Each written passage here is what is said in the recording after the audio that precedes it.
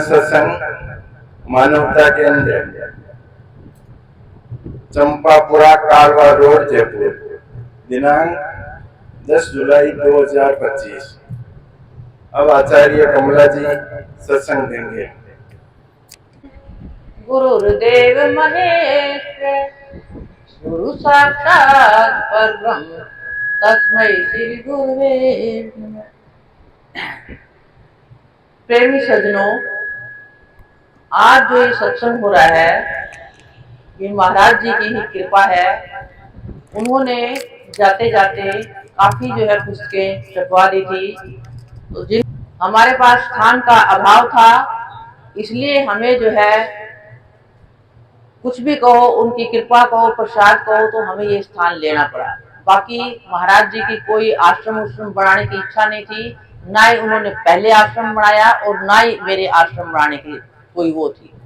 लेकिन महाराज जी ने पहले जो हरियाणा में पुस्तकें छपवाई, तो उसमें मेरे घर में उन्होंने जो है लाइब्रेरी बनवाई। क्योंकि मैं समर्थ थी, पैसा दे सकती थी, तो घर मेरा अपना था, कच्चा था वो नीचे से, क्योंकि पशुओं का स्थान था। तो पूरा पैसा लगा करके जो है मैंने वो स्थान बनाया। और जितनी पुस्तकें जाती थी वहां से, तो वहीं पर जो है वहीं से सप्लाई होती थी। कट्टे बनते थे, सेट बनाते थे, संगत को महाराज जी बुला लेते थे, और इस तरह से ज्ञान का प्रचार जो है शुरू हुआ।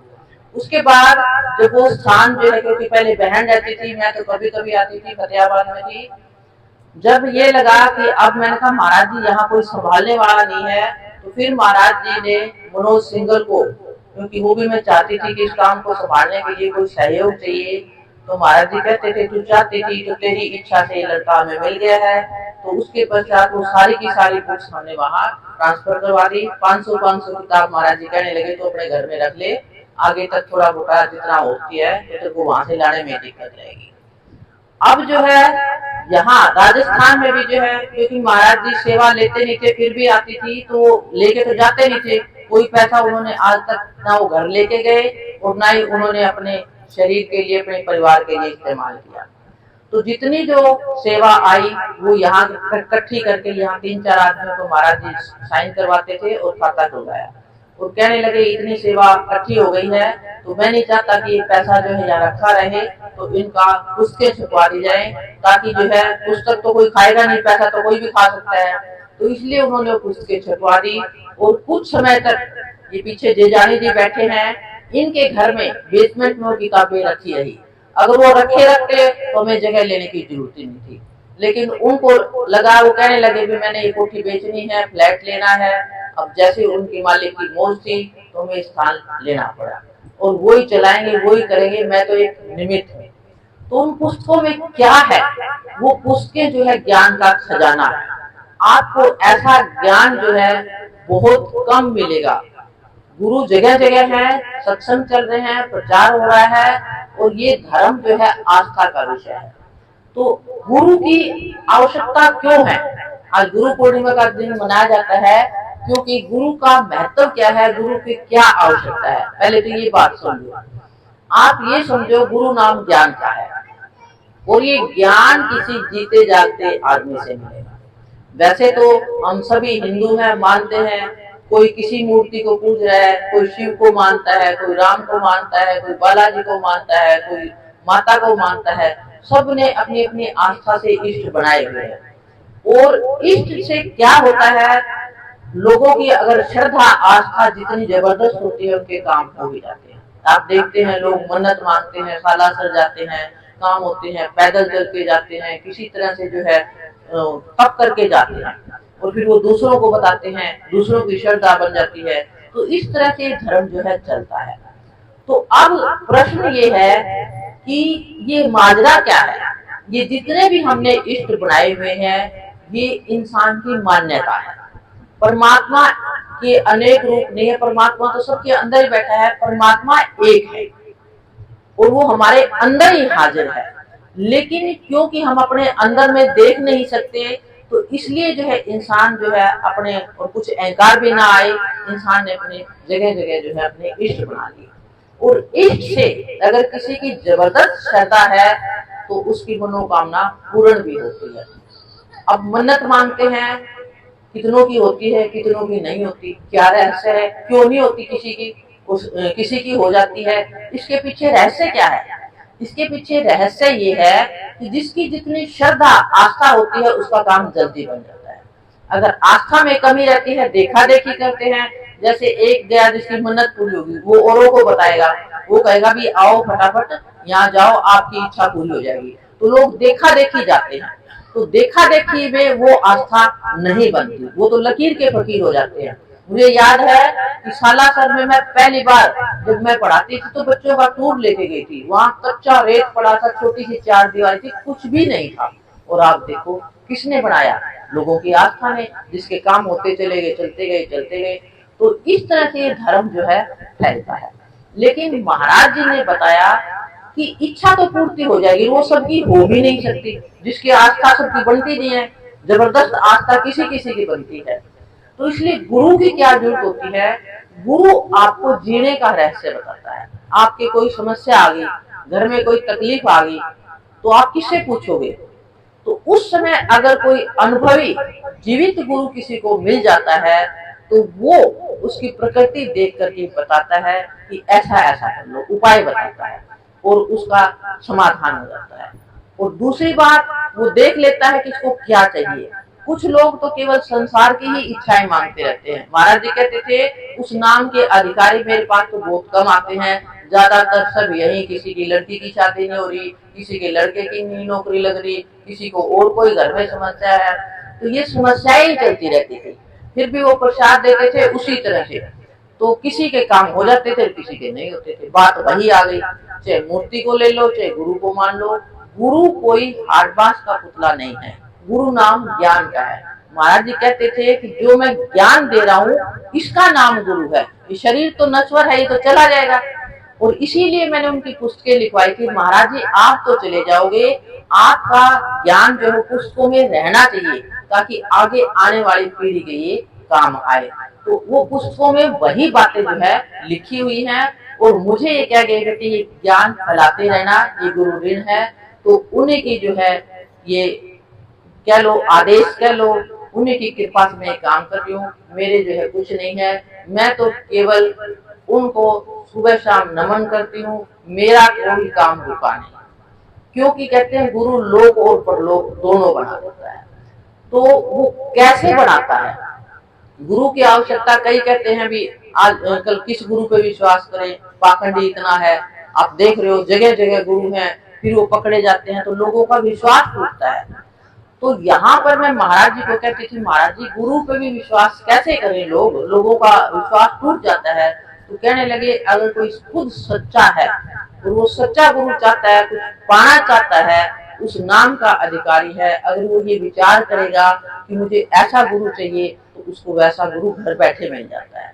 क्या ये सत्य है? बिल्कुल सत्य है। क्योंकि मैं महाराज जी से मिलने से पहले अनेक गुरुओं के संपर्क में आई, बहुतों के सत्संग सुने। कुछ सत्संग तो जो है मैंने महाराज ताराचंद जी के सुने, बहुत पहुंचे हुए संत थे। और मेरे माता पिता दोनों ने उनसे नाम लिया हुआ था, ब्रह्मचारी थे, जो बात कह रहे थे पार जाते थे।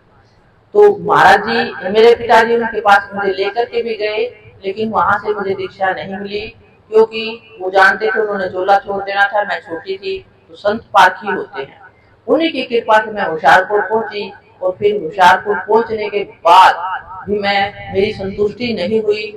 तो मेरी ये जबरदस्त तड़प थी। मैंने जो है महाराज फकीर चंद जी के जो फोटो देख रहे हो, इनका साहित्य पढ़ा।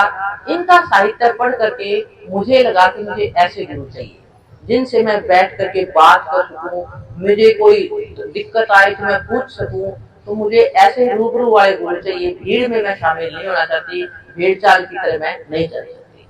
तो कितने भीड़ वालों गुरुओं के पास गई तो मेरी संतुष्टि नहीं हुई, क्योंकि मैं पास बैठ करके ज्ञान लेना चाहती थी। तो जब मेरा महाराज जी से संपर्क हुआ तो मैं 2-3 साल तक उनके संपर्क में रही, जाती रही। और जब मेरी निश्चात पर पूर्ति हुई तो फिर जिस चीज की मुझे तलाश थी, लोग तो मेरा बन ही गया था, क्योंकि मुझे किसी चीज का अभाव ही नहीं था। मैंने बचपन से जो मांगा, जो सोचा वो मिल गया। और उसके पश्चात इस बात की और पुष्टि हो गई कि इंसान के ख्याल में जो है बड़ी जबरदस्त ताकत है। इंसान जैसा सोचता है वैसा ही हो जाता है, जैसा ख्याल वैसा हाल। उसको सोचने का पता नहीं है। हमारा ये जो लोक है, जिस लोक में हम रह रहे हैं, ये आपके विचारों पर निर्भर करता है, लेकिन हमें इस बात का ज्ञान ही नहीं है। इंसान के ख्याल में इतनी जबरदस्त ताकत है, अगर वो एक ही बात का लगातार लगातार लगातार चिंतन करेगा तो ख्याल निश्चित रूप से जो है पूरा होकर रहता है। इस बात की मैं प्रमाण हूँ। मुझे पहले तो ज्ञान ही नहीं था, वैसे बचपन से मुझे राम नाम का शौक था, तो मैं जो सोचती थी वो, क्योंकि सच्चे मन से हाथ जोड़ के आंख बंद करके सोचती थी कोई परमात्मा का कोई रूप नहीं है, तो जो मांगती थी वो वैसा था। पढ़ना चाहती थी उस जमाने में जहाँ लड़कियों को पढ़ाते नहीं थे, पूरी पढ़ाई कर दी। नौकरी चाहती थी, नौकरी मिल गई। गुरु की इच्छा की तो वैसे गुरु मिल गए। तो इसलिए गुरु की जरूरत क्यों पड़ती है? क्योंकि गुरु आपको रहने का ढंग बताता है कि हम घरों में कैसे रहें। घरों में एक दूसरे के प्रति ईर्ष्या, द्वेष, नफरत, कभी हम नाराज होते हैं तो गंदे गंदे विचार रखते हैं, उड़ते हैं, तो वो जो गंदे विचार निकलते हैं वो हमारे घर में आफत लेके आते हैं। हमें ये पता नहीं है कि घर में ये आफत किस वजह से आ रही है। कई घरों में मैं देखती हूँ कि अंदर ही अंदर जो है लोग, शांति नहीं है, घर में शांति नहीं है तो उस घर में कभी बरकत नहीं होगी। ये ध्यान रख लेना। अगर घर के अंदर जो है खटपट है और मन मुटाव है, एक दूसरे के प्रति किसी ने कह दिया, मान लो सास इतनी तगड़ी है और बहू अंदर ही अंदर उड़ती रहती है, चलती नहीं है, तो वो क्या करेगी? अच्छा तो सोचेगी नहीं। तो उसके अंदर से जो विचार निकलेंगे वो ऊपर जाएंगे और ऊपर से जब एक धार से वापिस आएंगे तब वो घर में जो है आफत ले जाएंगे। कभी घाटा लग जाएगा, कभी एक्सीडेंट हो जाएगा, कभी कुछ रोग लग जाएगा, कुछ ना कुछ मतलब आफत आएगी। तो इसलिए महाराज जी कहते थे कि पहले घरों को स्वर्ग बनाओ। पहला उनका सत्संग ये देते थे। उनके जितने भी आप सत्संग सुनोगे तो वो, मैं कई बार कहती थी महाराज जी आगे का बताओ। कहने लगे आगे के अधिकारी बैठे नहीं, मैं किसको ज्ञान दूं? कोई आगे का अधिकारी होगा तो मेरे मुंह से सहज में निकलता है। तो इसलिए वो कहते थे कि घरों को स्वर्ग बनाओ। घर में सबसे पहले माँ बाप है, बुजुर्ग है, उनका सम्मान करो।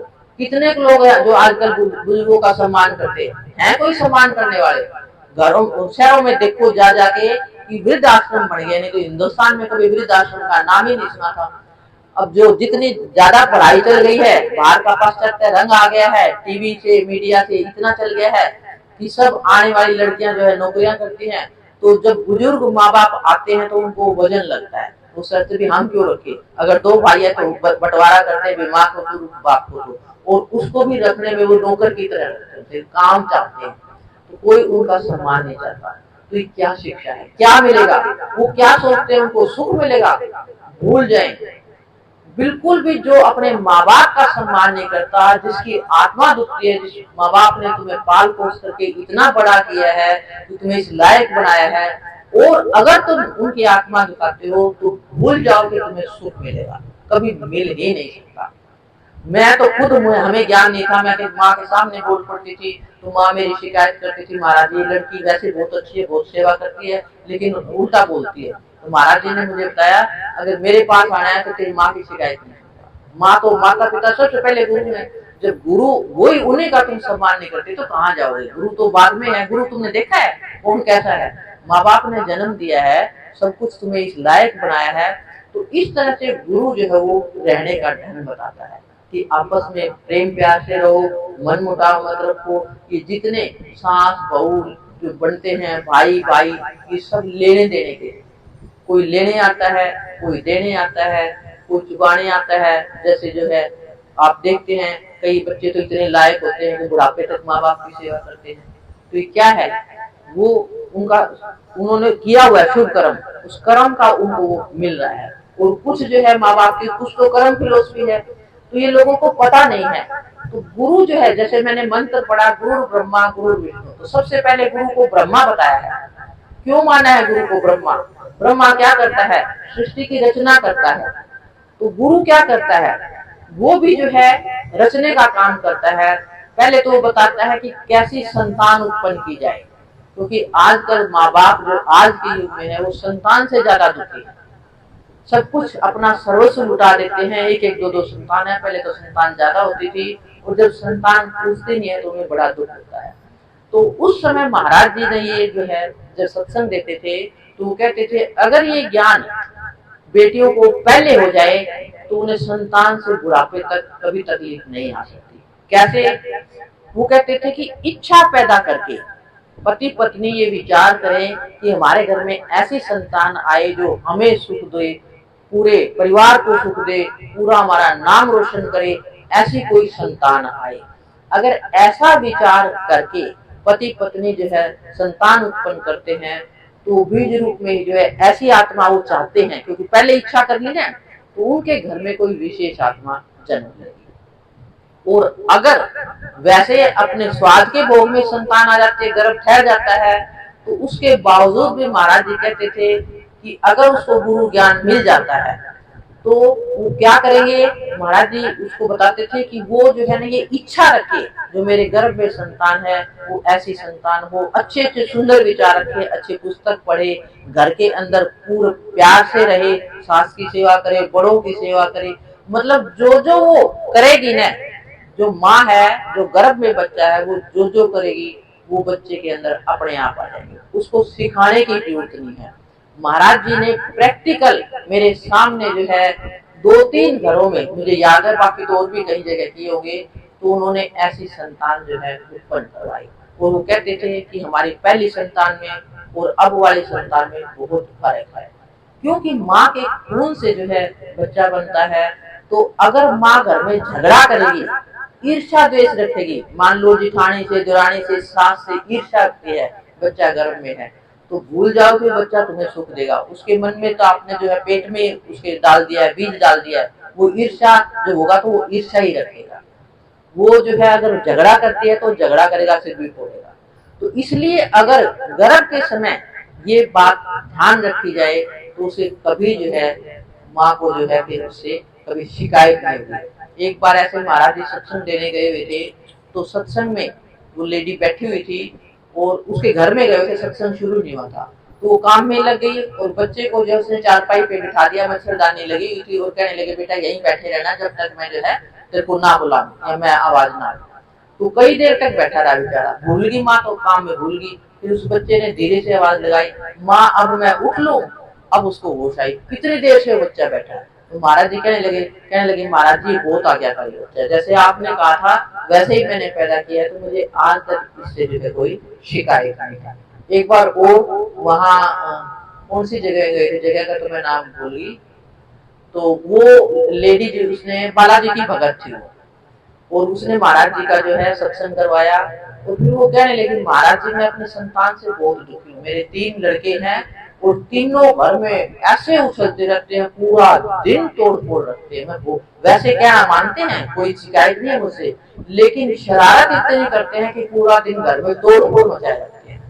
महाराज जी कहने लगे तू किसको मानती है? कहने लगे महाराज जी मैं बालाजी की भगत हूँ, उन्हीं के प्रसाद से मुझे हुआ।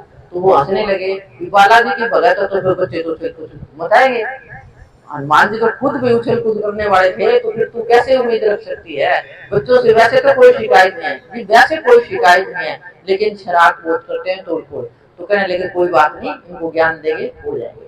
तो ये जो है गुरु ज्ञान से हमें पता लगता है कि हमें आगे बुढ़ापे तक संतान का दुख ना हो, तो ऐसी संतान उत्पन्न की जाए। अगर उम्र निकल गई है, अपने बहुओं को, अपनी लड़कियों को ये बात जो है बताई जा सकती है। उसके पश्चात दूसरा है विचार।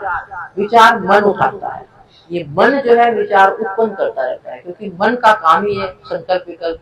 तो हमें कैसे विचार उत्पन्न किए जाएं जिससे हम हमेशा खुश रहे, क्योंकि सारा संसार जो है विचारों से दुखी है। कहते जी विचार रुकते ही नहीं, ध्यान करने वाले कहते हैं जी विचार इतने आते हैं, विचार इतने आते हैं, खेल ही विचारों का सारा। अगर ये विचार की किसी के समझ में आ जाए तो निहाल हो जाए, क्योंकि ये सारा खेल मन का है। शरीर तो फिर भी आप थोड़ी तो साधना करोगे, थोड़ा अभ्यास करने लग जाओगे तो टिकने लग जाएगा, लेकिन मन का टिकना जो है वो बड़ा हुआ। तो मन के अंदर जो उठते हुए विचार हैं वो कैसे सोचे जाए? पहले तो अपना लोक बनाने के लिए सुंदर सुंदर विचार, मैंने बताया ना भी, जो आप बनना चाहते हो, जो आप करना चाहते हो। बच्चों का आगे, बच्चों को महाराज जी कभी नाम नहीं देते थे, उनको कहते थे तू जो बनना चाहता है वो विचार, वो इच्छा रख, तो वो वैसे विचार रखते थे। तो क्योंकि आपके ख्याल में ताकत है। अब कई जो है, मैं बच्चों को पढ़ाती थी तब भी यही बात बताती थी, कि आप जो भी बनना चाहते हो, जो कर पाना चाहते हो, ऐसे संकल्प रखो। मैंने तो आज तक जो विचार रखा, मैं पढ़ना चाहती थी, पूरी पढ़ाई की, नौकरी चाहती थी, मिल गई, और उसके बावजूद भी मैंने कईयों को महाराज जी को कहते देखा, तो वो कहते थे भी तुम विचार रखो। तो ख्याल क्या करता है, वो ख्याल अगर आप एक बार बार उसी का चिंतन करोगे तो वो होके रहेगा। अच्छा ख्याल भी होगा और बुरा। अगर आपके डर के ख्याल, जैसे बच्चे जो है डर वाले देख लेते हैं तो उनके मन में डर बैठ जाता है, तो डरे सो मरे, वो डर बैठेगा, जिस चीज का डर है वो होके रहेगा। ये बात मैं सही बता रही हूँ क्योंकि मेरे साथ नेगेटिव भी हुआ है। जो बात जो है हम सोचते रहते हैं, अगर नेगेटिव दिमाग में बैठ गई, चोरी चुपारी का जैसे ये बैठे हैं, अगर ये ख्याल बन गया कि कहीं चोरी ना हो जाए, कोई चोरी ना हो जाए, तो रोज तो आप चोर को याद कर रहे हो, चोर तो आके रहेगा, किसी न किसी दिन वो आके रहेगा। अगर आप ये सोचो कि नहीं हमारे घर में तो संत महात्माओं का वास्ता है, हमने तो महाराज जी की फोटो लगा रखी है, हमारे घर में कुछ नहीं हो सकता, तो ये होगा किसका, जिसका विश्वास है। गुरु जो है विश्वासन फलदायकम, शक्ति जो है आपके अंदर विचार के साथ जो फल मिलता है वो आपके विश्वास के साथ। अभी आपको एक बात बताती हूँ, मेरे पास जो है 24 साल के बाद, 25 साल के बाद एक लड़के का फोन आया, फतेहाबाद जहाँ मैं नौकरी करती थी। वो कहने लगे मैडम मैंने आपसे बात करनी है। मैंने कहा हाँ बताओ बेटी। कहने लगा मैं आपसे पढ़ा हुआ हूँ, आपको तो शायद याद नहीं होगा। मैंने कहा बेटी बहुत बच्चे पढ़ाए हैं, कहाँ ध्यान रहता है। तो कहने लगे मैं आपके घर दूध भी डालता था, कोई गरीब बच्चा होगा पढ़ता भी था, घर में दूध डालने आता था, और आप जिसके घर में रहते थे वो भी प्रोफेसर ही थे, तो मैं आपके दोनों घरों में दूध डालता था, और आपके घर में गुरुजी आते थे, तो आपने मेरे को गुरुजी से मिलवाया था और आशीर्वाद दिलवाया था। मैंने कहा दिलवाया होगा बेटे, मेरे पास तो जो आता था मैं सबको गुरुजी के पास ले ही जाती थी। मेरा काम था भी महाराज जी भगवान है, इनसे आशीर्वाद लो, साक्षात मालिक है, मैं तो यही संस्कार देती थी, क्योंकि मेरे सब काम हो गए तो मैं सोचती थी लोगों पे भी हो जाए। तो कहने लगे मैडम उस टाइम महाराज जी ने मेरा चेहरा देख के कहा था कि तू जो सोचेगा वो हो जाएगा, तू बहुत बड़ा आदमी बनेगा। कहता मैडम मैं उस टाइम तो समझा नहीं, भूल भाल गया, वो बात आई गई होगी, दूध देता रहा। उसके बाद अब जो है वो बात जो उन्होंने कही थी अब मेरी वो बिल्कुल सच है। मैं मुंह से जो भी, हालांकि मैं शराब पीता हूँ, मुझे कोई ज्ञान नहीं, कुछ और नहीं, मुंह से जो बोलता हूँ वो बात पूरी हो जाती है। और एकदम मैं सचेत हो गया। फिर मैंने सोचा मैं मैडम से मिलूं, तो मेरे पास फोन नहीं था, तो एक दिन जिनके घर में रहती थी मैं, तो वो मिल गए उनको किसी शादी में, तो उनसे उसने मेरा नंबर लिया, और नंबर लेकर के वो मेरे पास आया। कहने लगे मेरा मैडम महाराज जी ने तो कहा था, और ये बात हो जाती थी, तो भी मेरा ज्यादा विश्वास नहीं था, लेकिन मेरा भाई जो है एक पंडित को मानता था, कोई उनका नाम भी लालचंद शर्मा है, वो भी राजस्थान के। तो उन्होंने जो है मेरे घर में जो है फोटो देखी या वैसे उसमें देखी मुझे नहीं पता, 3 फोटो लगी हुई थी, उसमें एक पिताजी की थी, एक महाराज जी की थी, एक किसी और की थी। तो वो कहने लगे भी ये बीच वाली फोटो किसकी है। वो कहने लगे जी ये तो मेरे मैडम के गुरुजी है, उनकी है। कहते ये महापुरुष तो साक्षात परमात्मा बिठा रखे हैं आपने। कहते कैसे। कहते जिसको आपने फोटो लगा रखी है ना वो साक्षात मालिक है, और आपके घर की रक्षा जो है ये कर रहे हैं, जबकि उन्होंने कुछ देखा नहीं, ना गुरु जी से मिले, ना कोई पुस्तक पढ़ी, और वो पढ़ी। और उसके बाद वो कहता है मैडम सच में हमारे इतना घाटा लगना था, एक्सीडेंट हो गया था, वो कहते मौत भी हो सकती थी आपके घर में, लेकिन आपके घर में ऐसे महापुरुष आपने बिठाए हुए हैं कि आपके घर का बाल भी बाका नहीं हो सकता। और जब उस ये लड़के ने ये बात सुनी तो उसको फिर मैं याद आई, एक संस्कार बन गया ना, वो तो बात आई गई होगी थी, लेकिन जब उस पंडित जी ने बता दी ना, बात कंफर्म कर दी, ये गुरु तो बहुत हुआ है, फिर उसने मेरी याद आई, और वो जो प्रोफेसर मिले उनसे लेके फिर उसका फोन आया, मैडम मैं आपसे मिलूंगा जरूर, मैडम मैं आपसे मिलूंगा जरूर। उनका कोई बात नहीं बेटे, अभी मैं बाहर हूँ, मैं गई हुई थी, आने पे मैं बता दूंगा। तो वो 15-20 दिन के बाद मैंने उसको फोन किया, बेटे मैं आ गई हूँ, अब तो आ सकता है। तो उसके बाद जमींदार का काम करता है, खेती करता है, दूध भी देता है, तो पता नहीं कितना बड़ा कट्टा चावल का भर के लेके आया। उनका बेटे मैं तो अकेली रहती हूँ, ये कौन खाएगा। मैंने लगा मैडम बांट देना, मैं तो गुरु के पास खाली नहीं जाते, इतना तो मुझे ज्ञान है। तो उसकी श्रद्धा थी, आस्था थी। तो उसको फिर उसने सारी बात बताई, मैडम हम पाकिस्तान से थे, हमारी पीढ़ी चलती थी, और उसमें ये गद्दी चलती थी, उसमें जो है पूछते थे दादा पर दादा तक जो है पूरे पैसे और सर्फियाँ यूं पड़ी रहती थी। उसके बाद जो है मेरे दादा गलत संगत में पड़ गए, तो मेरी माँ जो है मेरे पिताजी को लेके यहाँ राजस्थान में आई, राजस्थान से भी हम हरियाणा में चले गए।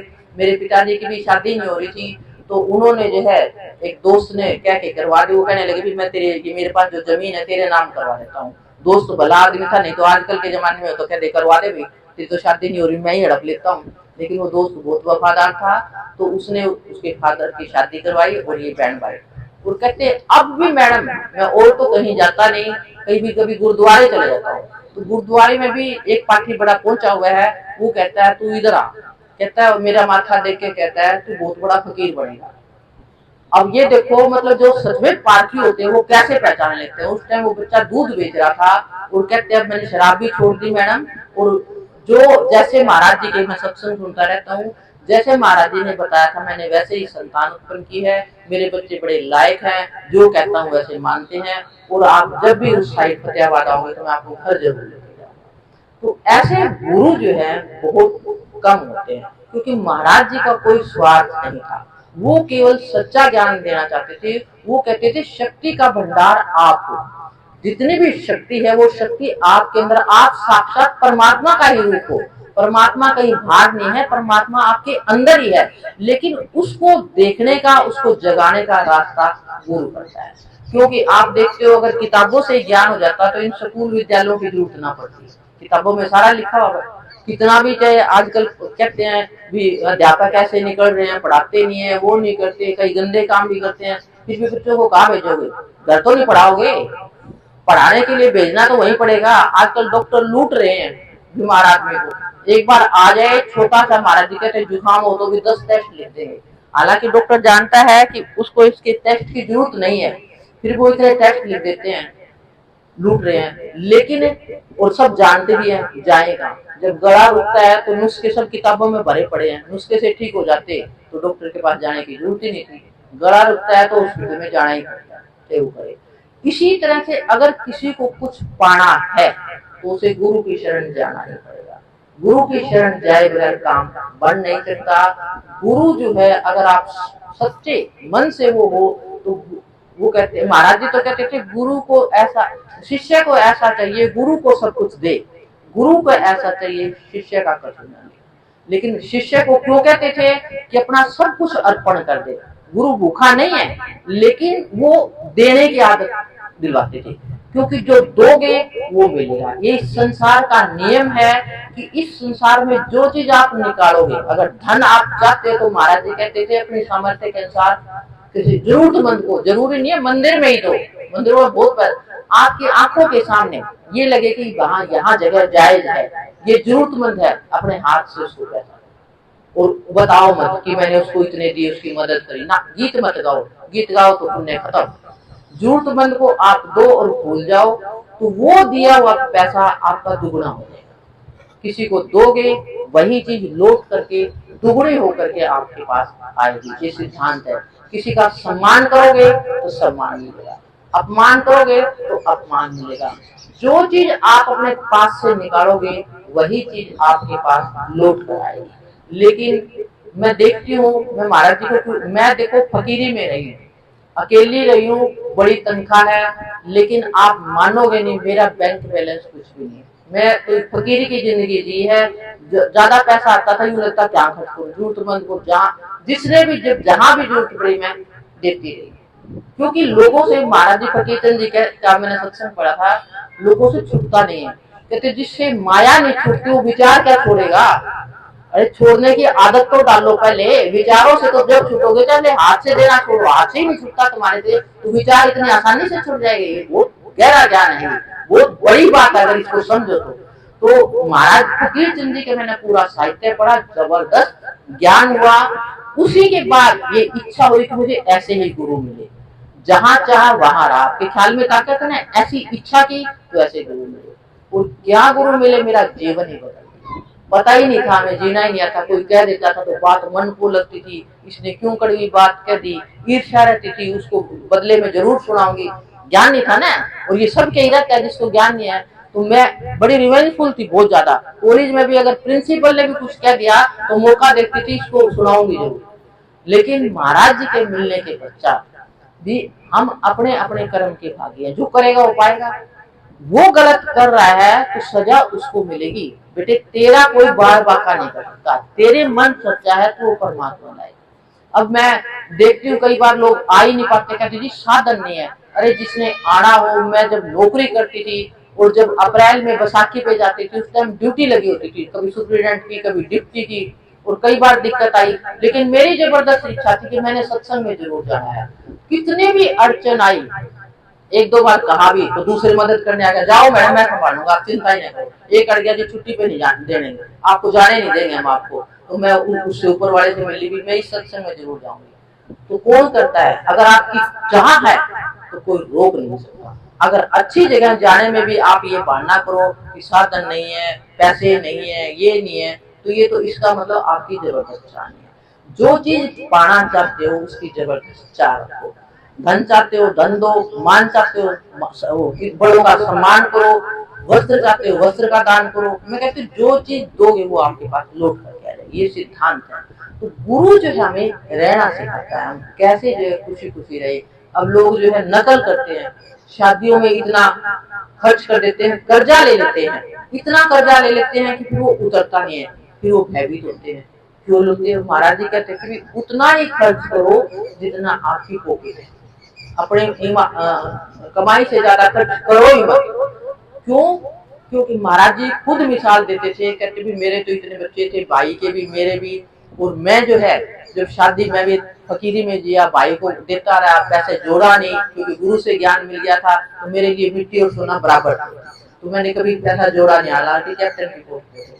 तो जब बच्चों की शादी हुई तो फिर जो है वो एक बार घबराए, महाराज फकीर चंद जी के पास गए लास्ट में, क्योंकि एक भी बच्चे की शादी नहीं हुई थी। मैं इसलिए महाराज जी का मिसाल दे रही हूँ क्योंकि मेरे साथ तो हुआ ही हुआ है।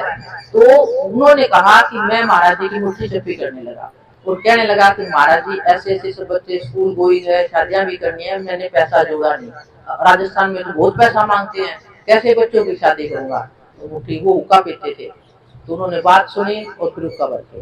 तो महाराज जी को लगा कि शायद महाराज जी को सुना नहीं है, बुजुर्ग हो गए, तो वो खड़े होकर कंधे दबाने लगे और कंधे दबाने लगे। जब फिर हुक्का पिया तो कान में जाके बोले महाराज जी ऐसे ऐसे है, बच्चे हैं, शादियां नहीं की हैं, पढ़ रहे हैं अभी, और मैंने फकीरी की तरह जिंदगी जी है, मेरे पास पैसा नहीं है, कैसे मैं बच्चों की शादी करूंगा।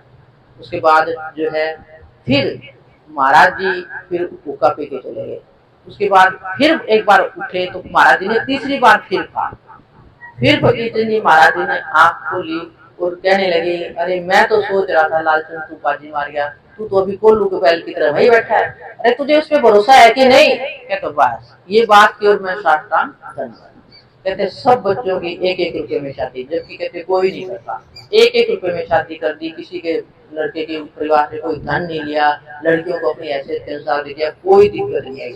और अब मेरी बहन है, बहन का दोनों स्कूल टीचर थे, बच्चों को पूरा पढ़ाया, लेकिन कहने लगी कि शुरू से ही कहती थी मैं तो महाराज जी का सत्संग सुना है, हम तो 1 रुपए का रिश्ता करेंगे, हम तो 1 रुपए का रिश्ता करेंगे। 2 लड़कियां थी, बड़ी लड़का तो छोटा था, तो मैंने कहा तू इच्छा रख। कहती कमला तो तू इतना दहेज मांगते, हमारे पास तो घर ही नहीं है, हम तो किराए के घर में रह रहे हैं, कैसे करेंगे? मैंने कहा ये इच्छा का लोग है, महाराज जी ने बताया ना। और ये देखो 1-1 रुपए के रिश्ते जो अपने सामर्थ्य के अनुसार, कहीं 100 दिए, कहीं 11, तो मुझे नहीं पता, मतलब बिल्कुल। और ऐसे घरों में लड़कियां गई है ऐश करके, और लड़के के घर में एक नया पैसा नहीं है, जो किया वो कहो, आज भी हो रहा है। कौन करता है? उस पर भरोसा तो करो। हमारा भरोसा ही, हम तो 2 नंबर का पैसा कमाने में लग जाता है, अभी कैसे गुजारा होगा बच्चों को, अगर आगे नौकरी के लिए कहीं देना है, कहीं लेना है, कैसे गुजारा होगा? तो इसलिए पैसा कमाओ किसी भी तरीके से आए।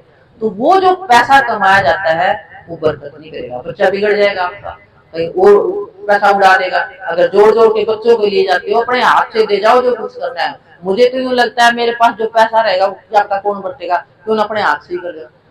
तो बच्चों को लायक बना दो, अपने पैरों पे खुद करें, अपने हाथ से पुण्य करो, जहां तुम्हें लगता है जरूरतमंद है उसकी मदद करते करो। माया साथ नहीं जाएगी, माया यहीं रह जाएगी। अब देख रहे हो ना, अभी अहमदाबाद में क्रैश हुआ है, पूरा परिवार राजस्थान का ही था, बांसवाड़ा का, 15 करोड़ का मकान लंदन में लेके आया, 15 करोड़ का, और बच्चों को लेने आया था। कहाँ गई? पता चलता है अगर अगली घड़ी का भरोसा नहीं है, किसके लिए कर रहे हो तुम? उस पर भरोसा रख के चलो, कोई काम अटकेगा नहीं। मेरे पास तो मैं कह रही हूँ यहाँ फ्लैट लेने लगी तो मेरे पास कुछ था ही नहीं, और मैं कहती हूँ मालिक की महाराज जी के आगे ऐसे हाथ जोड़े, मैंने कहा महाराज जी मैंने ये ले तो रही हूँ मैं, क्योंकि ये बहन का पता नहीं था इसलिए मैंने दूसरा का भर दिया, और मेरे पास वो फतेहाबाद वाला मकान बिक नहीं रहा और मेरी बड़ी हो जाएगी। मैंने आज तक जिंदगी में किसी से पैसे मांगे नहीं है, और ये भी मांगे हैं तो महाराज जी के नाम से, मैंने आज तक किसी के सामने ये नहीं किया। महाराज जी की कृपा ऐसी हुई, वो प्रॉपर्टी डीलर खुद मेरे घर आ गए। तो मैं ये दावे के साथ कह सकती हूँ कि अगर आपका सच्चा विश्वास है, अगर तुम उस मालिक को किसी भी रूप में मानते हो तो वो हाजिर खड़ा होता है। मानो तो सही, अगर मानने की शक्ति नहीं है तो कैसे करोगे। यहाँ भी मैं एक मिसाल देती थी कि एक आदमी के जो शादी हुई थी, 7 साल हो गए थे, हर साल महाराज जी से आशीर्वाद लेता था, हर साल, और उसके बच्चा नहीं हो रहा था।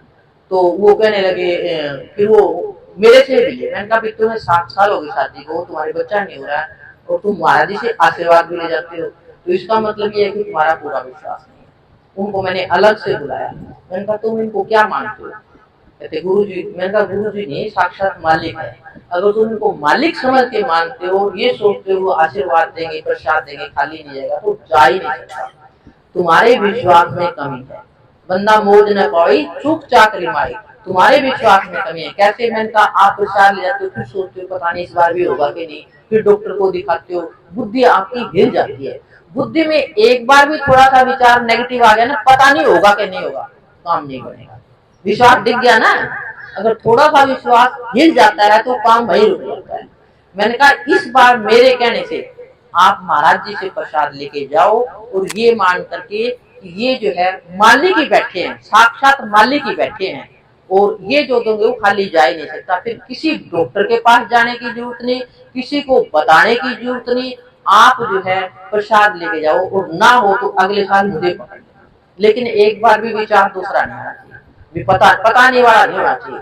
और वो मेरी बात मुझे समझ में आई, अगले साल लड़का हो गया। किसने दिया। विश्वासम फलदायकम, ऐसा विश्वास बनाना पड़ता है। किसके ऊपर। जहां का टिक जाए, क्योंकि सब बड़े हुए हैं, पहले सुनो।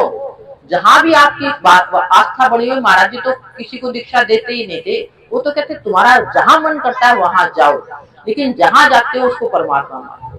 अगर वो परमात्मा नहीं है तो सजा उसको मिलेगी, आप पूर्ण पहुंच जाओगे। आपने उसको पूर्ण माना है तो आप पूर्णता में पहुंच जाओगे। महाराज फकीर चंद जी भी कहते थे कि तुम कुछ भी नहीं कर सकते तो एक वीतराग उसको खोपड़ी में रखो। वीतराग कौन। जो पूर्ण उस सब तरह से उपराम हो चुका है, मालिक का रूप हो चुका है, उसको हमेशा माथे में रखो, मेरे साथ है, मेरे साथ है, तो आपका कोई बार बात हो ही नहीं सकता। अब उस लड़के को के फोटो से उसको विश्वास दिला दिया उसके पंडित जी ने, ये घर में बैठे उसका जबरदस्त विश्वास बन गया।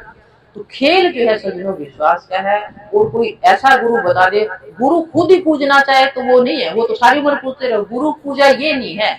गुरु पूजा है क्या। अब गुरु की 4 प्रकार की सेवा बताई है। गुरु की 4 प्रकार की सेवा बताई है। तन की सेवा, धन की सेवा, मन बुद्धि की सेवा, और अंतर्मुखी ध्यान की सेवा। तन की सेवा क्या है।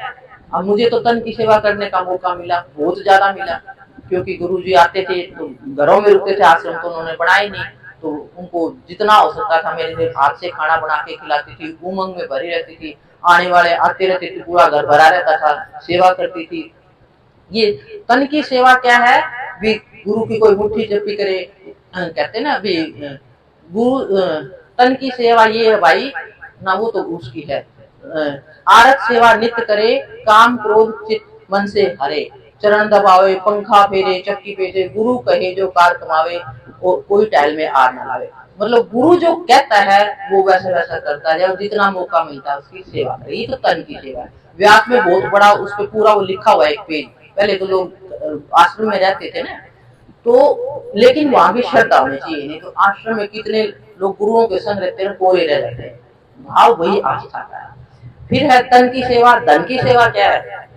गुरु नहीं भूखा तेरा धन का, मैंने बताया, गुरु नहीं भूखा तेरे धन का, उस पे धन है भक्ति रतन का, पर तेरा उपकार कराए भूखे प्यासे को खिलाए, उनकी मेहर तू मुफ्त में पाए जो तू उनको प्रसन्न कराए।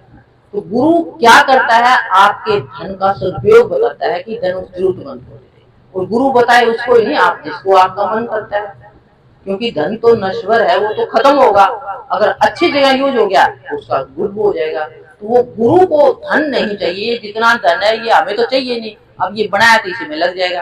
अब मैं तो कोई एक पैसा ना आज तक लेके गई, मैं तो दे और रही हूँ, बल्कि जितना हो सकता है मेरे पास, तो मैं कह रही हूँ जितना मेरे से, मैंने साथ तो लेके नहीं जाना, जितना होगा मैं मदद करती रहूंगी, बाकी काम आप लोगों ने करना है।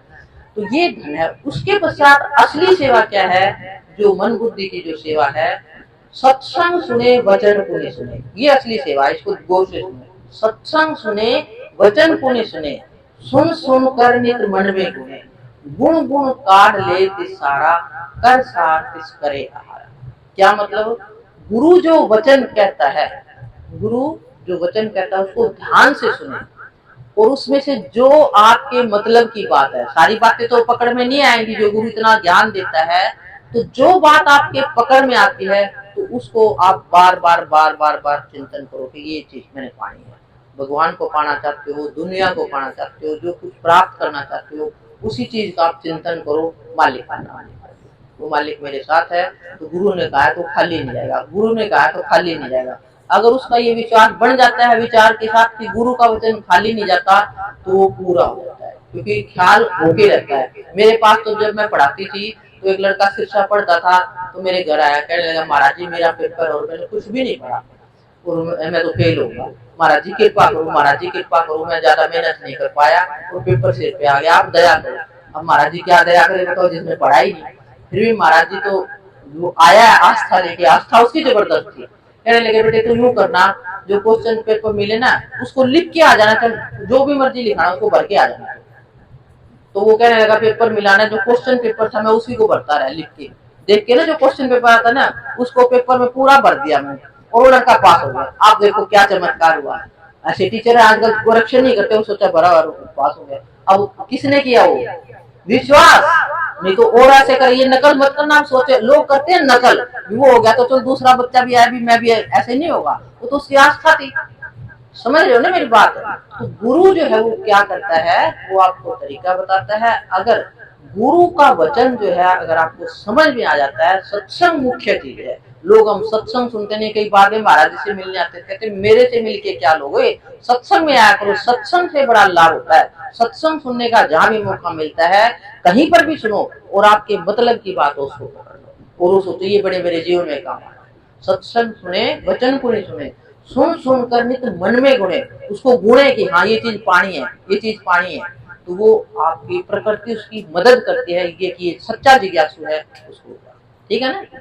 तो उसके पश्चात जो है अंतर्मुख, वो अभ्यासी के लिए है कि अंतर्मुख बैठे एकांत। उसके लिए साधना के लिए जो उस परमात्मा को पाना जाता है, अंतर्मुख बैठे एकांत, करे अभ्यास पावे मन शांत। तो इसके लिए अभ्यास करना पड़ेगा, ये नहीं है कि भी एक दिन का हो गया। गुरु से विधि सीख करके एकांत में बैठे, वो समय देखे जिसमें कोई डिस्टरबेंस ना हो, तो अंतर्मुख बैठे एकांत, करे अभ्यास पावे मन शांत। जब अभ्यास करेगा मन ठहरने लगेगा तो मन शांत हो जाता है। और दो दल उलट गगन को उठावे, होए नाद और बीन जाए, खुशी हो और नाद बजाए। दो दल उलट गगन को उठाए, खुशी होए और नाद बजाए। जब उसकी पुतली उलटने लग जाती है, ऊपर जाने लग जाती है, उस परमात्मा का उसको दर्शन होने लग जाता है, उसको धुन सुनाई देती है, और फिर वो खुशी से झूमता है, खुशी होए और नाद बजाए। अब अलग अगम और मिले अनामी, अब वो धंधन ज्यादा। अब उसको रास्ता मिल जाता है कि मुझे अलग अगम अनामी मिल गई, सतगुरु को बार बार बन जाएंगे। ये 4 प्रकार की सेवा है। अब 4 प्रकार की सेवा में से आप कौन सी कर सकते हो, देख लो। धन की कर सकते हो, अभ्यास की कर सकते हो, गुरु वचन की कर सकते हो, वो सब आपके जो आप ग्रहण कर सकते हो, जिसके जो भी तो ये गुरु सेवा है। तो गुरु ब्रह्मा का मैं बता रही थी, तो वो आपको जीने का ढंग बताता है। आपको इस जीवन में जीते हुए किसी प्रकार का भय नहीं होना चाहिए। अगर आप चाहते हो, मान लो आप कहोगे मैडम हम तो ख्याल करें नहीं हुआ, तो भी आप क्या सोचो, इसमें भी भला होगा। कभी ये मत सोचो कि ये काम हुआ नहीं तो दुखी मत हो, ये सोचो इसमें कोई भलाई छिपी है। जैसे वो एक लड़की की फ्लाइट छूट गई थी ना, वो कहती गुरु ने बचा लिया, ये सच्ची बात है।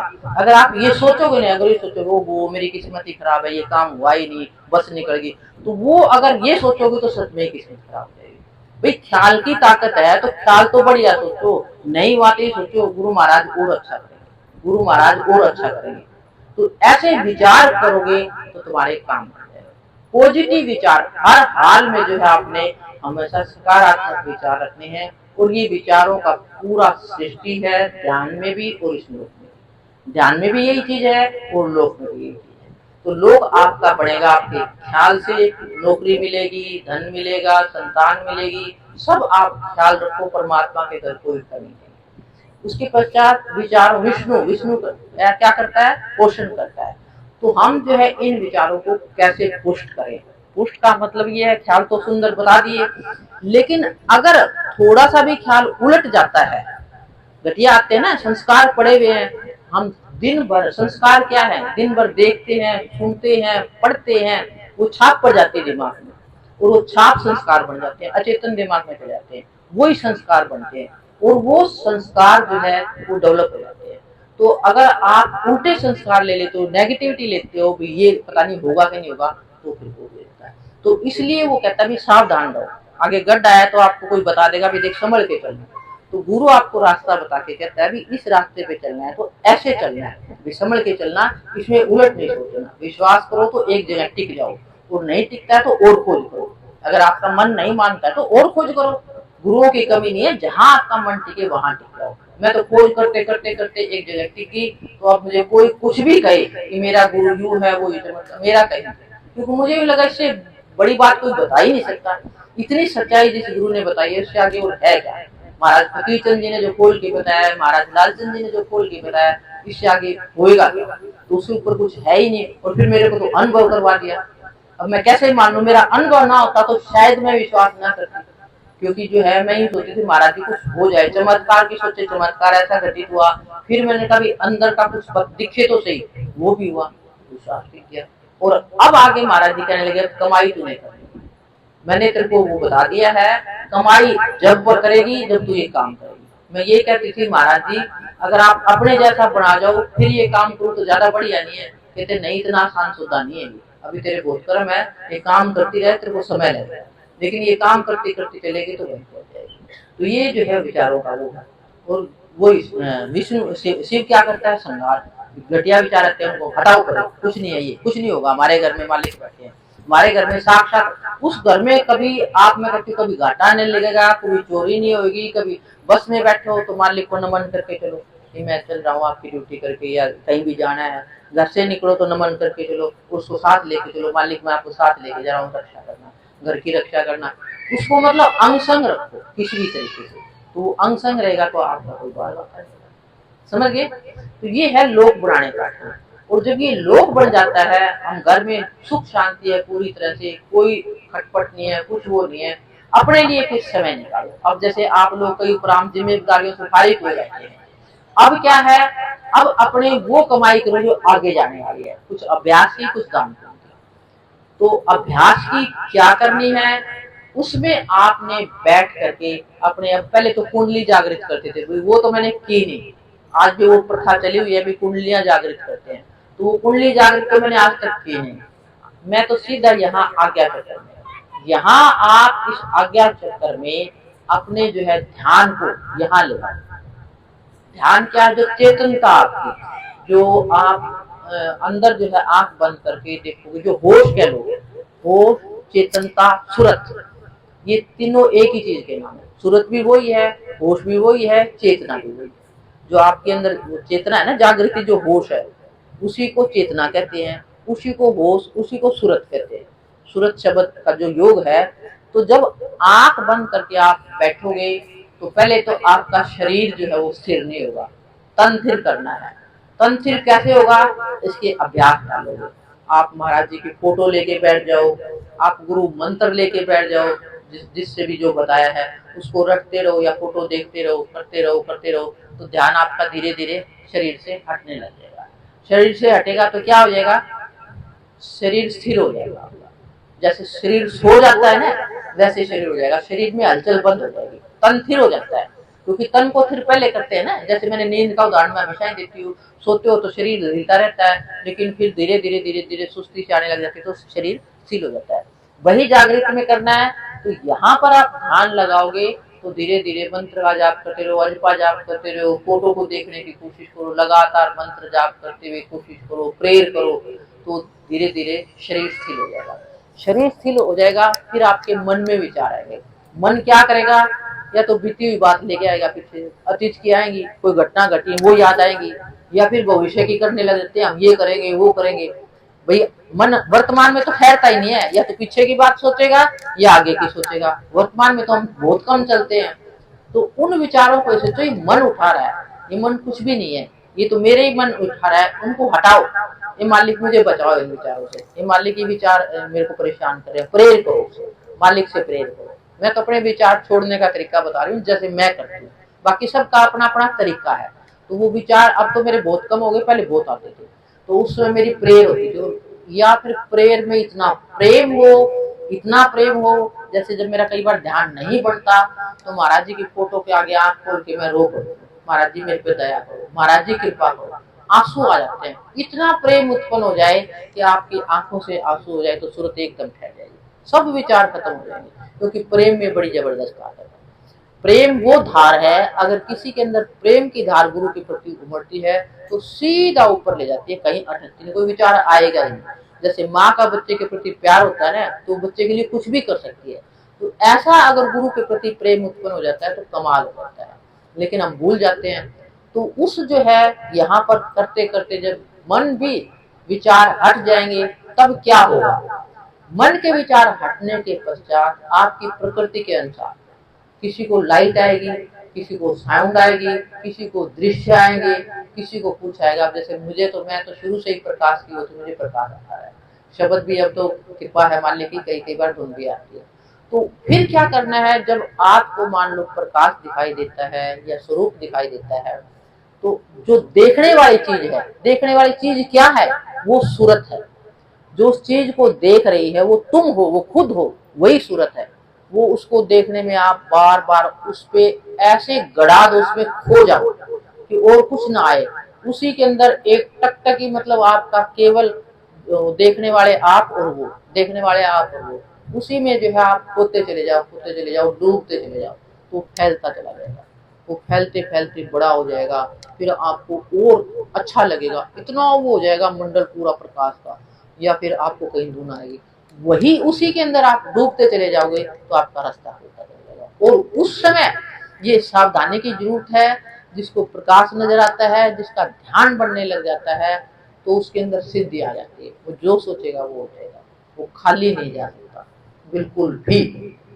मैंने जब शुरू में ध्यान लगाती थी तो मेरा बहुत कम प्रकाश आता था, प्रकाश तो महाराज जी की कृपा से आ ही गया था।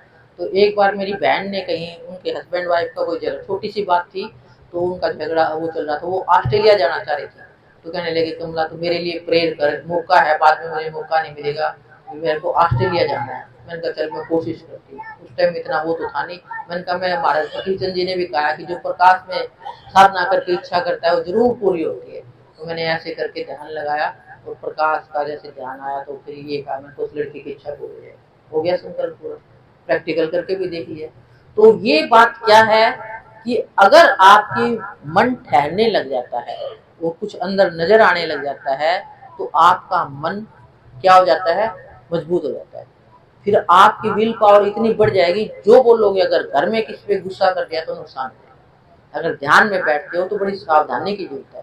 इसलिए महाराज जी किसी को दीक्षा नहीं देते थे, वो कहते थे पहले मन कर्म वचन से पवित्र हो। इसलिए ध्यान के लिए पहले अधिकारी बनो। हम सब जो है आश्रमों में जाकर के सोचते भी नाम मिल जाए, ध्यान तो करने लग जाते हैं, लेकिन पहले अपने मन की सफाई होती नहीं। एक दूसरे के प्रति कुछ कहना, उसकी बात उधर कहना, उसकी बात उधर कहना, उसको कुछ कह दिया, उसको कुछ कह दिया, क्या जाने अपना कल्याण करना। मेरी बात समझ रहे हो ना। तो पहले मन वचन से पवित्र अपने जो है, कोई किसी के प्रति हेरा फेरा, जो बात स्पष्ट कह दो, बोलो तो मीठा बोलो, किसी को कड़वा मत बोलो, अगर बोला जाए तो माफी मांगो, क्योंकि आदतें पड़ी हुई है ना, तो एकदम तो जाएंगे नहीं, संस्कार बने हुए हैं, किसी ने सिखाए तो है नहीं। अब हम सीख रहे हैं तो धीरे धीरे, मान लो किसी को कड़वी वचन कहेगी और उसके लगी और वो रो रहा है, तो उसको कुछ कहा लो भी, कोई बात नहीं, कहेगी आगे से नहीं। या फिर महाराज जी कहते माफी मांग लो, कोई बड़ा है तो, अगर बड़े ने कह दिया है तो माफी मांग लो, कोई बात नहीं, गलती हो गया, कुछ नहीं होगी, इतना ही तो करना है, छोटे बन जाओ, छोटे तो हो गए नहीं तुम के बनने से। जो जितना झुकता है उतना वो बड़ा बनता है। तो ये चीजें महाराज जी से सीखी, मेरे अंदर नहीं थी, बिल्कुल भी नहीं थी। तो वो कहते थे किसी से जिंदगी में बिगाड़ने नहीं है। मैंने कहा महाराज जी कोई अगला नाराज हो जाए तो कोई नहीं, तू बुला लेना, तू छोटी नहीं होगी, नाराज करना ही नहीं किसी को, कोई हो जाए तो उसको मना लेना, कोई बात नहीं, वो करेगा, वो पाएगा, सजा उसको मिलेगी, तुझे कोई सजा नहीं। तो इस तरह की बातें जो है मैं कदम कदम पे, नौकरी में क्या, जीवन में क्या, जहाँ भी कोई दिक्कत आती थी ना तो मेरे को गुरु बताते थे। तो गुरु का ये काम है। अब मेरे को एक बार ऐसा बॉस मिल गया, मेरे को टिकने ही ना दे, ना छुट्टी दे ना वो दे। मैंने कहा महाराज जी तो मुझे नौकरी नहीं करने देगा, मेरी तो 3 साल नौकरी रह गई, उसके 3 साल थे। मैंने कहा ये तो टिकने ही नहीं देगा। कहने लगे डरने की जरूरत नहीं है तेरे को। वो बड़े गुरु आते थे, गुरु वो होता है ना, पूर्ण गुरु होता है वो। कहने लगे उसको नमस्कार जरूर करना क्योंकि बॉस है, लेकिन अपने उसके सामने बार बार जाया कर, जो बात करनी धड़ल्ले से कहा कर, और तब जाना जब 2-3 बैठे हो, नहीं तो ये लिख कर रिटर्न में दे देगा कुछ बोलने की। बड़े ऐसे गुरु बताए, और सच में वो आदमी जो है मेरा कुछ नहीं बिगाड़ा। 1 साल पहले ही चला गया रिजाइन दे, वो खुद ही चला गया 1 साल पहले। किसने किया ये? तो अगर ऐसे तुम गुरु को साथ रखते हो तो आपके जिंदगी में कभी कोई नुकसान नहीं होगा। और उस रास्ते के ग्राहक हो तो आप ऐसे गुरु की इच्छा रखो कि मुझे कोई ऐसा गुरु मिले जो मुझे वहां पहुंचा दे, ऐसा गुरु मिले वहां पहुंचा दे, ऐसा मिल जाएगा। आप चलो तो सही, जिज्ञासा तो पैदा करो। हम तो पहले ज्ञान देने लग जाते हैं। मैं कहती हूँ महाराज जी कहते हैं कि मुझे गुरुओं की जरूरत है, ज्ञान फैलाए, लेकिन ज्ञान वाले हैं तो नहीं। लोग जो है गुरुओं को बोलने का सबको शौक है। अरे पहले उसमें उतरो तो सही। मैं तो बोलना ही नहीं चाहती थी, मैंने तो महाराज जी को कहा, लेकिन महाराज जी ने कहा तूने ये काम करना है। मैं सच बता रही हूँ, मैंने एक दिन महाराज जी को कहा था ये बात। मैंने कहा महाराज जी आप तो कहते हो भी उसी को बोलना चाहिए जो जिसको अनुभव हो। कहने लगे मुझे पता है तेरे को अनुभव भी है और तू आगे भी अनुभव हो जाएगी, लेकिन वही बात बताना जो तेरे साथ बीतती है और कोई बात नहीं बताएगी, बिना पढ़ी लिखी बात नहीं बताएगी। तो मैं वही बात बताती हूँ जो मैंने पढ़ी, जो मेरे साथ मैंने अनुभव किया, उस तरीके से बता दिया। मैंने कोई इस तरह से ज्यादा वो कुछ नहीं किया, बस यहाँ शुरू से ऐसे बैठती रही हूँ और उसी में आगे उस अवस्था में जाना चाहती हूँ जैसे महाराज जी हर समय रहना चाहते थे। वो कहते थे मेरे धार आती रहती है, तो उस धार से मैं जुड़ी रहना चाहती हूँ और उसी का प्रयास जारी है और वो आगे उसकी मौज पे छोड़ देता है। प्रयास कर सकते हैं हम, फल मालिक के हाथ है, कर्मण्येवाधिकारस्ते मा फलेषु कदाचन। जो भी आप कर्म कर सकते हो, कर्म कर सकते हो, फल केवल मालिक के हाथ है। तो ये एक विश्वास रखो गुरु के ऊपर, जहां भी आपकी आस्था है ये काम करते रहो। और ये पुस्तकें देंगे हम, इन पुस्तकों को खुद पढ़ो और जहां आपको लगता है फैलाओ इस ज्ञान को, क्योंकि महाराज जी केवल यही चाहते थे कि ज्ञान फैलाए। तो घर घर इन किताबों को फैलाओ, कहो इनको पढ़ो, आपको जो मांगोगे वो मिल जाएगा। शक्ति आपके अंदर है, कोई उस गुरु पीर में नहीं है, कोई देवी देवता में नहीं है, शक्ति का भंडार आता है, केवल उस शक्ति को जगाना है। समझिए, तो गुरु ही तरीका बताता है। मेरे ख्याल से काफी कुछ बता दिया है। तो आज गुरु पूर्णिमा का पहला दिन है और हम दिसंबर में सोच रहे हैं होशियारपुर वाले महाराज जी को बुलाएंगे इस बार, क्योंकि हमने ये केंद्र वहीं से जोड़ दिया है। होशियारपुर में जो महाराज फकीर चंद जी का स्थान है, तो मैंने महाराज जी से अनुमति ली थी यहाँ की और उनसे पूछ के ये बताया था। उन्होंने भी यहाँ डोनेशन दिया है, काफी पैसे दिए हैं।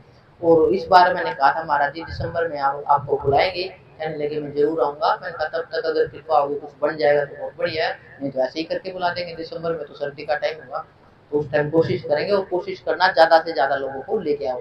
आप तीनों भी लेके आया करो, तीनों को। आप तीनों ही आते हो, औरों को भी बताओ साथ। निहाल सिंह जी आप प्रोफेसर हो, प्रोफेसर का काम पढ़ाना होता है, तो शिष्य जोड़ना होता है। शिष्यों को लाओ औरों को, ठीक है ना। काफी लोगों को लाओ, बताओ ये। अब आपको लाभ हो रहा है, आप आते हो तो औरों को भी बताओ ना, ताकि लाभ हो। जितनों को आप करवाओगे, जो चीज बांटोगे वही तो मिलेगी, वो ज्ञान मिलता जाएगा। वैसे नहीं तो इस तरह से तो बांटो कम से कम, ठीक है ना। ये किताबें फैलाओ, सत्संग करवाओ और आगे ज्ञान दिलवाओ, ठीक है। तो इससे लाभ होगा। ये किताबें जो है जो भी यहाँ है तो अपने अपने तक सीमित ना रखो, सोचो भी 2-4 को और लाएं इस बार, ताकि ये फायदा जिसको भी हो जाए वो श्रेय आपको मिलेगा। अब वो लड़के का गुरु से ज्ञान दिलाया, उसको वो मेरे को श्रेय दे रहा है, उसका कल्याण हो गया, वो 4 को और बताएगा। तो ऐसे एक दूसरे को बताओगे, किसी का कल्याण हो जाए तो आपका वो खाते में चला जाएगा, भी इसकी वजह से ये पुण्य मिला है, हो गया ना। वो आपका जैसे वो चेन चलती है ना पैसे की, तो ऐसे पुण्य की चलती है। आजकल तो ये कंपनियों ने इतनी चेन चला रखी, इतने मेंबर बढ़ाओ इतने पैसे आ जाएंगे, वो लोग करते हैं ऐसे। तो इसी तरह से पुण्य की भी चेन चलती है। आप जोड़ो इतनों को, ताकि इतना पुण्य आपका बढ़ता जाए। जितनों करोगे वो सारा पुण्य आपको मिलता चला जाएगा, ठीक है ना। तो इन शब्दों के साथ सभी को राधा। अब ये लंगर की व्यवस्था है और साथ में पुस्तकें बांट दो पहले, ठीक है ना, और आरती लगा दो वाले।